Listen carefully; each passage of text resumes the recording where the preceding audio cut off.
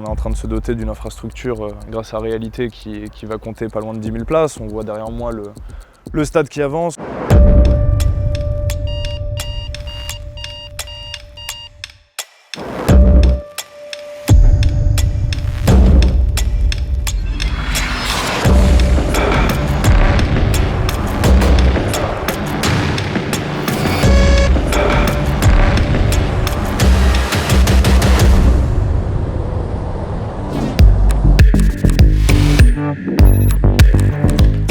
L'agence est connue pour différentes réalisations, notamment en termes de stades. Le premier stade qu'on a réalisé, c'est le Stade de France. Et après, on a fait différents stades à l'étranger, comme en France, et celui de Marseille, le Vélodrome. Un stade réhabilité, avec extension, et en site occupé, comme ici à Bauer.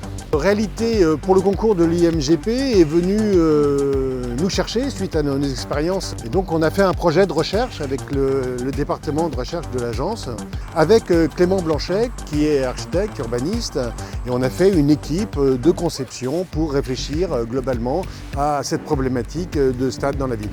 Le Stade Bauer, c'est un projet urbain qui intègre un stade et c'est aussi une nouvelle manière de pratiquer la ville. Il n'y a pas de stade à ce jour où il y a vraiment des programmes immobiliers qui viennent à l'aplomb de l'aire de jeu, à l'aplomb de la limite du terrain de foot. Et ça, c'est unique en France, voire en Europe, voire dans le monde. Le sacré, c'est la pelouse. Vraiment être au plus près, justement, pour avoir la ferveur la plus forte. C'est ça l'essentiel.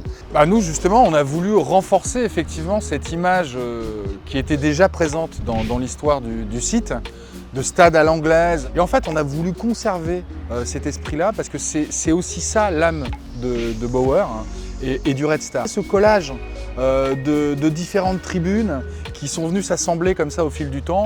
Pour ça, on a justement travaillé sur 4 tribunes autour de l'aire de jeu qui sont très différentes, qui sont singulières. Une identité forte, notamment à travers la couleur, à travers les logos, enfin avec des choses qui font l'identité du Red Star, mais en même temps architecturalement en travaillant sur la diversité. Comme si c'était des bâtiments de plus du quartier, quoi. Et c'est vrai que même les matériaux, c'est des matériaux low-tech, c'est-à-dire qu'on reste dans quelque chose de très simple. On est dans l'efficacité. Et même la brique, c'était un sujet, parce que là, on est sur de la brique de béton, là. C'est plus économique et c'est moins d'énergie, bas carbone, plutôt que justement de la terre cuite. On est vraiment dans une histoire.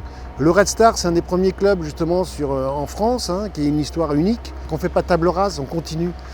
Et ça, c'est en effet passionnant. Et c'est redonner au football et à ceux qui font le football, c'est-à-dire tous ceux, que ce soit le club, que ce soit les supporters, que ce soit les gens, les familles qui vont venir voir le match, c'est le stade, c'est l'aire de jeu, ça leur appartient à tous. On a rencontré le Red Star, le club. Et on a vu qu'en effet, il y a une spécificité de ce terrain, c'est qu'il y a des logements, donc la ville, qui donnaient directement sur l'aire de jeu. Et chaque chambre du Planète Zen, qui est derrière nous, là, en fait, c'est une loge sur l'aire de jeu. Je m'appelle Sylvie, ça va faire 43 ans que j'habite dans la Planète Z. Quand je suis arrivée dans mon appartement, j'avais 9 ans. Et la passion de supportrice du Red Star, ça vient de mon grand-père parce qu'il était lui-même supporter du Red Star. Quand je regarde les matchs, j'ai l'impression d'avoir mon grand-père avec moi. Rien au monde, je bougerai pas d'ici.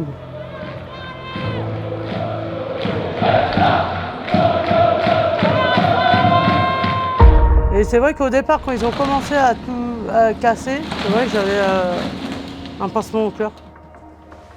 Le Stade Bauer, c'est vrai qu'il avait besoin d'être rénové. Il n'y a pas beaucoup de clubs de foot en banlieue qui ont un stade qui a plus de 100 ans. Et souvent, je me dis, bon, tu as 2-3 ans à te taper les travaux. Et dis-toi qu'après, tu auras un beau stade, un très beau stade. Les travaux de la tribune Est, comme la Sud, c'est pas des travaux qui ont été faits facilement. C'était encore un grand moment de bravoure.